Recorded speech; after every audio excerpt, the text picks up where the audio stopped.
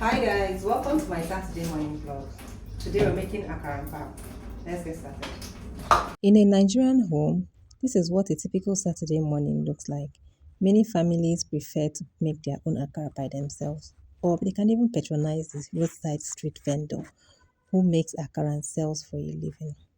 I made this beans flour myself and I've been using it for over 7 months now. I made this beans flour in February 2025 and currently we're in October 2025.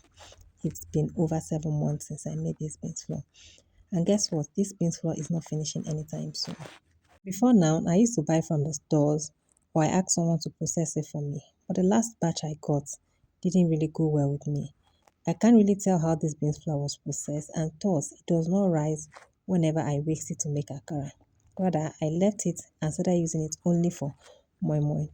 This year, I decided to make my own beans flour myself and I'm not going back. This bean flour is a staple in a home. You can use it to whip up akara any day, anytime. And with this beans flour, in less than 30 minutes, your akara is ready and your family is going to enjoy a homemade meal that is free of additives and some other stuff you're not sure of. Making akara is quite simple as it requires just few ingredients, which number one is salt, the beans flour itself, and secondly is pepper.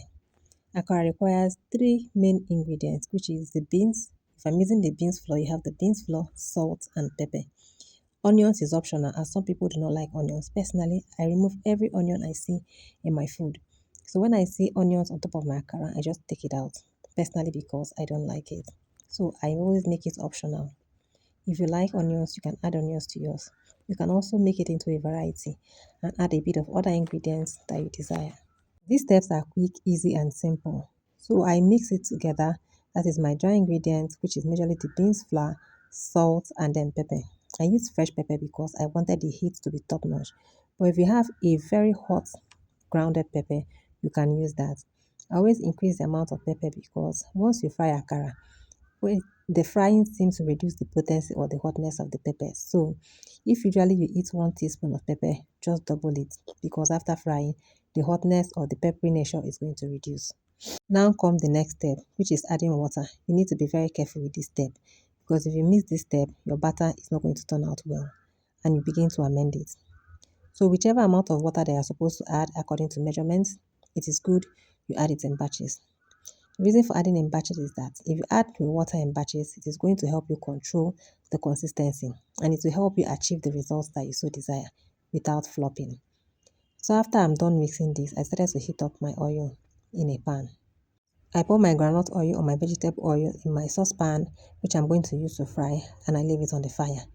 Quickly, I get my whisking equipment, which is the hand whisk, electric hand whisk. You can decide to do the local way by whipping it up yourself using a ladle, a mortar, or even a hand wooden spoon. Sorry. Rather, I choose to use the hand whisk because it is faster. Remember, my oil is on the fire. And in less than 5 minutes, that's in about 2 to 3 minutes, my batter is well formed, well aerated. The whisk is very fast as it incorporates enough air faster than using the local method of whipping with mortar or hand or wooden spoon. Once this is okay, I just let it to rest while I test my oil to see if it is ready. Look how closely and see how this batter has started changing in texture. It has changed in color as well. It now looks more irritated. Can you see how fluffy it's looking? If you're not careful or if you're not sure, you may think this is a cake batter. Someone can mistake this for a vanilla cake batter. Regardless, it is still akara we're making. Now, I'm going to perform the quick oil test by putting this speaker. Put the skewer in the oil. Once bubbles gather around it, I know the oil is ready. And using the spoon of choice, I begin to scoop. I normally use this bigger eating spoon because it gives me the perfect size of akara that I want. However, akara is also known as bean ball in English. So I scoop this and you can see because it is well aerated, because they have enough air incorporated into it, you can see that as you drop it, it begins to float. That is the essence of mixing it. You don't want your akara to sit in oil, gulping or absorbing all the oil. At the end of the day, it's not going to look nice and it will have a lot of oil in it. Gently scoop this gradually and allow it to float, and as it floats, it gradually moves to one side. Whichever place you find space, just scoop it until your pan is full. At this point, my pan is saturated, and with the use of this skewer, I'm going to begin flipping it gently. Remember, you're going to fry this on one side for about 3 to 4 of maximum 5 minutes. I normally flip twice before the akara is done. I do the first flipping so that the other side of the akara gets equal heat before I flip it back. Because I'm using an electric hot plate and the heat is very, very intense, sometimes I normally switch it off so that the heat already existing can do the justice to what I want it to do. However, I can switch it on at any point in time. This is the first flip that I'm currently performing. Once it cooks on the other side, and this is me doing the second flip. I'm flipping this back so that it's going to cook the final time. Then it browns before I scoop it out. I always like to use skewer to turn because it makes things very easy. It's not complicated. At this point, I am satisfied with the brown nature, the golden brown nature of some of the akara. And selectively, I begin to scoop them.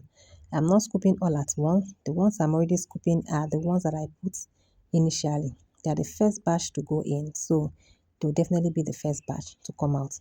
At this point, I think I am satisfied with the color of every other one and I scoop it out. I'm going to repeat this process by scooping the remaining akara batter. However, that was not recorded on camera as I've already recorded the first batch frying. I repeat this process until I've exhausted all my batter. Take a look at this akara now. Are you not seeing the way it's looking? This is homemade akara. The essence of making your food items or your food yourself at home is that it gives you control over what you add as well as the outcome of your food. So that if anything happens, you are sure this is what you ate, this is how you went about it. I'm not just going to eating this akara alone. I have my family, so we are going to be pairing it with pap. Let me shock you. I also made this pap by myself. I made it almost around the time I made the beans flour. I made this pap after I had already made the beans flour in that same February, or I think maybe first week of March. And this pap has been sitting pretty in my freezer. It has not finished. I think I have to make another batch in the next 2 months, which is December, and that will serve me for the whole of 2026.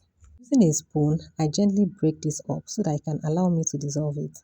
Akam or pap, as it's fondly called, has its own tips and tricks. You must abide by its rule for it to get a good outcome, or else, regardless of whom you are, akara is going or akam, pap is going to drag you into the mud. So you better be careful when you're dealing with pap, especially if you're not a regular maker of pap. If you make pap once in a while or once in a blue moon, each time you want to make pap, you better be careful, or else it's gonna disgrace you. Now you can see the consistency of this pap. I added water gradually and I dissolved it into a thick paste. Look, this paste is not running.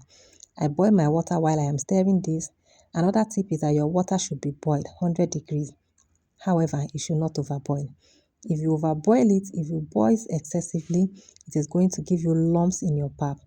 And having lumps in your pap is worse than having a watery pap. Having watery pap can even be mended, but you see lumps, it can be stressful. So you gradually add in the water. As it begins to set, you reduce the rate at which you pour in the water. At this point, you are pouring in water gradually as it completely sets. You can also use your spoon to add little drops to areas where you feel the hot water hasn't touched. If you want to go the extra step, cover with plate for about 2 minutes so that it can cook through and form and thicken properly. When you remove this, just get a spoon or you can add your sugar at this point. If you like to add Milo, honey, and some other additives that people add to their pap, it's at this point you're going to add it. And then you begin to scoop it to turn. I've stirred it completely and I am beginning to dish out to my family members. First batch of food goes to my hubby, and this is me dishing his food. Usually, whenever he's around, he's the first person I dish food to before I start dishing to others.